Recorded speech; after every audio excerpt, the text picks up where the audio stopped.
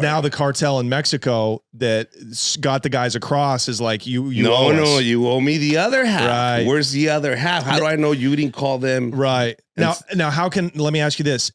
I don't know if you know this. How much did it cost for a coyote back in the day? Right now, I've heard it's as high as like $17,000. Yes. Like it's as high as it's ever been to get across the border. How much was it back in like the early 90s? You know what? Early 90s, 500. Wow. 800. Crazy. It wasn't as strict. I still remember early 90s, us smuggling my Uncle Hugo. Mm-hmm. We went to Tecate, which is an easier border to cross, by the way. Why? Just because it has so much open fields and ranches in Tecate, it's not as populated as the other cities like Mexicali or Tijuana. So Tecate, there was a site where there was just literally a barbed wire fence dividing both countries. And it was like a 2-mile walk through those hills. Yeah. And then you just come to a small little town and we would pick up my dad. I remember it was my uncle, it was snowing when we crossed him through Tecate. Mm-hmm. And our job was just wait over here. He'll come through. Just leave the car on with the lights on. And sure enough, here comes my uncle. He says, yep, it was about two miles, but here we are. And it was easy to cross. Yeah, it was easy to cross. That's why the price was so much lower, too. Yeah, it wasn't that. You just need 9/11. Right, of course. Now, when 9/11 hit, everything changed. And it's a boom. The cartels love it because that makes their price skyrocket. Yeah, that's like they're making so much money now. I've heard that they are putting out, and this is according to like the mainstream media, so who knows if it's true, right? But the cartels, according to like MSNBC, are putting out advertisements all over the world, Africa, the Middle East, right? Not even like places in Central America, that it's like, come to Mexico. It's a free for all at the border right now. If you got the money, we will get you in, like guaranteed. I was watching this podcast and having a keen interest in news and individual interest in the migrant crisis, especially now that it affects where I live. I know, a little bit selfish. I decided to do some research. The question I wanted to answer was namely, are the cartels the reason for the migrant crisis? Are they the primary reason? No. Are they the organizers and have they put together a very effective infrastructure that allows them to streamline the process and exacerbate the issue to the tune of $13 billion a year? Yeah, that's right. $13 billion a year. Yes. Let me explain. Look, the primary cause of the migrant crisis is simple: money. Some migrants are asylum seeker being defined as a person who is seeking refuge in a foreign country because their life is in mortal danger in their country of origin due to religious persecution, think Jewish people in Nazi Germany, ethnic persecution, think Tutsis during the Rwandan genocide, or political persecution, think Chinese dissidents who speak out against the Chinese Communist Party, which is generally ill-advised unless you have an airtight escape plan. By and large, most migrants to the United States are economic migrants. They move for financial gain. How do I know this? Because generally, judges, after hearing full cases for asylum from individual migrants, generally deny between 60 to 70% of asylum claims. Therefore, they are deemed to be economic migrants. Well, why are they migrating for economic reasons? It's simple. In the words of Moises Ferrara, an economic migrant who immigrated frequently between Honduras and Los Angeles for 10 years, he found that he could make 10 times what he made in Honduras in America. And according to my math, that seems about right. The minimum wage in Mexico at the northern border, where a lot of US companies are based, is $19 per day. Per day. In America, you can make $20 an hour, and that's not a stretch, which means that if those numbers hold, and they're not entirely unreasonable, you can make $1,000 per week if you work 10 hours a day or more, versus $100 per week. That's a big difference, and a reason to come north. But regardless of the reason to come north, the cartels have profited in a number of ways, and very handsomely. There is usually white substance on the drill tip. That white substance turned out to be more than 2,000 pounds of cocaine. To understand the way the cartels work with respect to migration, you must understand the smuggling business. The human trafficking business, of which illegal immigration is a part, is just a part of the smuggling business, but with human cargo instead of drugs. Crossing the border with people as cargo used to be the purview of coyotes. Coyotes were freelance networks of individual operators, usually family and close friends, like this guy. You know what? I've made enough money at that time. I was 3 or 4. My dad was smuggling illegals. So okay, so little backstory. Yeah, right? sure. So I'm born in Compton, and the farthest I can remember is 3, and we lived in Watts. Mm-hmm. Are you from the projects? In the projects? No, not the projects. The house in Watts, in the city of Watts. We were like literally a block away from the projects. Okay. But it was a big house. Those big, majestic houses. One in the front was a huge one, then had 2 other servant houses in the back. Mm-hmm. Yeah. These huge lots. And so we lived in the front house, and my dad's job was the holding house. So when you get smuggled, you pay half up front. Then you get smuggled, and then there's a holding house where we hold all the illegals. Okay. As soon as they get across the border, they go to my dad's house. Right. And then my mom will feed them in the morning. Okay. And little by little, everybody starts calling their relatives, come pick up your relative, but bring the money, bring the money, bring the money, bring the money, bring the money. Who used to work together or individually and smuggle people across the border, paying the cartels a cut of their profits. Now it's changed. This revenue stream used to be a sideline for the cartels, but as immigration has expanded from 480,000 people a year in 2020 to 2.3 million people last year, according to Customs and Border Patrol, and revenue from human trafficking along the southern border has gone from $510 million to $13 billion, the cartel has seen an explosion in illegal immigration as large new revenue streams have taken control accordingly. And as the cartels get more involved and the business model becomes more vertically integrated, there are now multiple travel packages that a migrant can buy. Yeah, you heard me. That's right. There are entire travel packages. First, there's what I like to call the first class package. This package is for people from Asia, Africa, or Eastern Europe. These people can pay anywhere from $14,000 to $20,000 for a cartel-sponsored trip to the United States, according to Guadalupe Carrera Cabrera, an expert on smuggling at George Mason University. This trip may include a flight to a city near the border, being driven to the border, being smuggled across the border, being stashed at a safe house, and then some transportation to a destination city. Then there is the migration package for Latin Americans. This typically runs about $4,000. This package can be very dicey. It can typically include just passage to the border and being transported across the border to be picked up by Border Patrol agents. There, a person can claim asylum, which typically leads to a 10-year delay before a person actually has to prove their asylum claims. Or they can look to avoid Border Patrol entirely. If one chooses to avoid Border Patrol entirely, called a gotaway by U.S. law enforcement, the price is different. Do you want to arrive by land as opposed to traveling across a river? The price changes again. Do you require transportation to a particular city in the United States? The price changes again. Are you from a city that is further south than another city? The price changes again. Think about that. In order to pull off an operation of this level of sophistication, it requires logistics, transportation, surveillance for avoiding or rendezvousing with authorities, real estate for stash houses, which means property management, and accounting.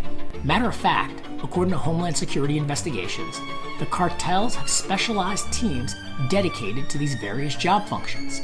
This means that the cartels have real estate arms. Yeah, that's right. Welcome to Sinaloa Realty. How can I help you? One cartel even goes so far as to give each migrant a color-coded wristband in order to align the correct migrant with the correct options that they paid for. These are not mom-and-pop operations, but they are vertically integrated organizations. They are so vertically integrated that they are able to advise on U.S. immigration law. As one Border Patrol agent said, "No one knows U.S. immigration law better than the cartels. They study it and find loopholes so they can exploit it." But lots of migrants are poor people who couldn't afford $5,000. So how do they get to the north, meaning the US or Canada? There are 2 other options. First, you can pay a discount rate and work off the debt. One way to work off this debt is to smuggle drugs, whether that be fentanyl or weed, for the cartel. They will get you across the border free of charge or for a nominal fee, but in return you must smuggle drugs across the border for them. This puts US law enforcement in a very odd predicament. This, the cartel may be due a defense, is by no means out of the question, as this defense has been recognized as valid, though rarely, and proven in a court of law. But again, though rarely. But it definitely happens. However, it is near impossible for US law enforcement to tell whether this is the truth, or whether they're being duped. After all, let's just say a migrant wishes to cross the border but they don't have any money. Well, they could easily strike a deal with the cartel. willing to provide access to their section of the border and in return get a one-time use drug mule. And if the migrant is caught, they simply can say, the cartel made me do it. And how would law enforcement prove it or disprove it? You'd have nothing but the word of the migrant. But this is one way to pay off your travel to the cartel. Another way to pay off your travel is through indentured servitude. That's right. You can choose to work off your debts. So what kind of work? Well, one form of work is working on a cartel pot farm. One can become a farmer on an illegal pot growing operation right here in the good old US of A, sponsored by your international drug cartel. Now, 95% of migrants do use a coyote of some sort, up from 50% in the 70s. But if you're an independent type or you're too poor to pay someone, there is one last option. Do it yourself. That's right, you can do it yourself. Migrants sometimes travel in caravans in order to protect themselves from the predations of corrupt or non-corrupt government officials, cartels, and freelance criminals. After all, there is safety in numbers. However, there is a danger in this too. If you travel with a caravan, you might get caught by Border Patrol. No, not the US Border Patrol, but rather the cartel Border Patrol. There are multiple drug cartels and each has its own methods of patrolling its portion of the border. The US-Mexican border is valuable real estate, and because it is so valuable, it must be protected. So if you try to cross a cartel-owned section of the border and you get caught, the consequences could be dire, and the consequences could be dire anyway. Remember that with all of these cartels and semi-independent coyotes, as coyotes must usually pay the cartel 70% revenue tax, which means that if you pay a coyote $10, $7 goes to the cartel, you're dealing with criminals. That's right. Remember, these are all criminals, and there is no honor among thieves. So just because you pay, doesn't mean you won't be kidnapped, tortured, extorted, raped, or murdered. Matter of fact, rape is so common on the journey to the north that women of all ages often take birth control before and during their journey north.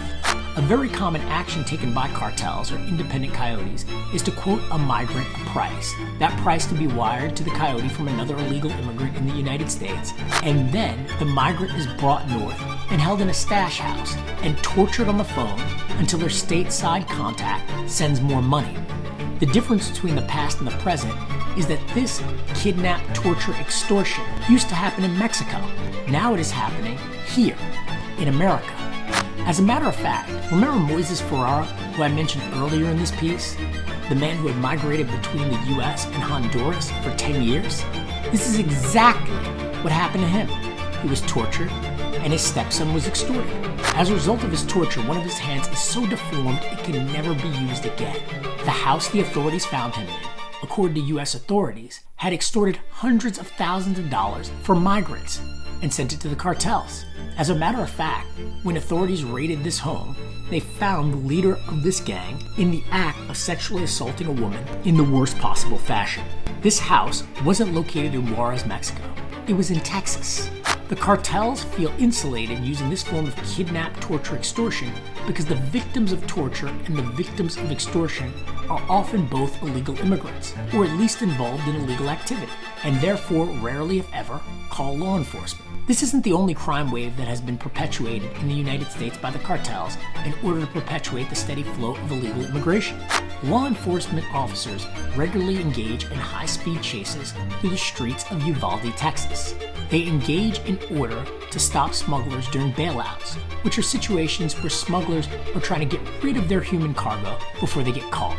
These chases happen so often that public schools have become immune to the lockdown warnings that stem from these chases. This is dangerous because there was once a mass shooter on the premises of a school in Uvalde, and the staff became so inured to lockdowns, presumably triggered by high-speed chases, that heeding the warning was delayed with disastrous consequences. The cartels have even begun outsourcing last-mile delivery services to Americans. Cartels have recently been known to advertise on social media such as TikTok and Snapchat jobs that pay $1,500 to $2,500, gas money included, for drivers to pick up and drop off cargo. Once the drivers accept the job, they are texted a pin where they meet some passengers. They are then instructed to pick up these passengers at the pinned location and drop them off at another location where they will be paid. The cartels prefer this form of employment because the, in essence, gig workers don't know their employer. The employer never meets them, So if they're caught, they can't turn anyone into law enforcement because they don't know anyone. The worst part of this equation is that the cartels see migrants as a renewable asset. Drugs, if seized, are not renewable assets. Investigators substituted the illicit cargo with plaster of Paris, a fine white powder. The asset is gone forever, but the drug trade itself causes violence in Mexico and South America. This cycle of violence encourages people to migrate north. The northern migration provides a stream of people willing to pay cartels in cash or smuggle drugs for them.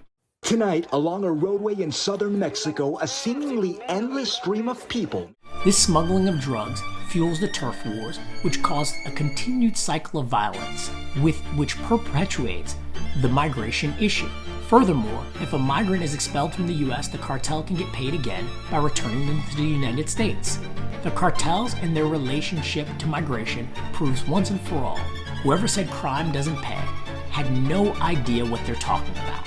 According to the Wall Street Journal, human trafficking pays to the tune of $13 billion a year, and it's growing. Hey, if you like this video, please like and subscribe. You have no idea what your support means to me, and I want to keep doing them. So please like, subscribe, and share them if, and only if, they've been valuable to you. Thanks again. Take it easy. Peace.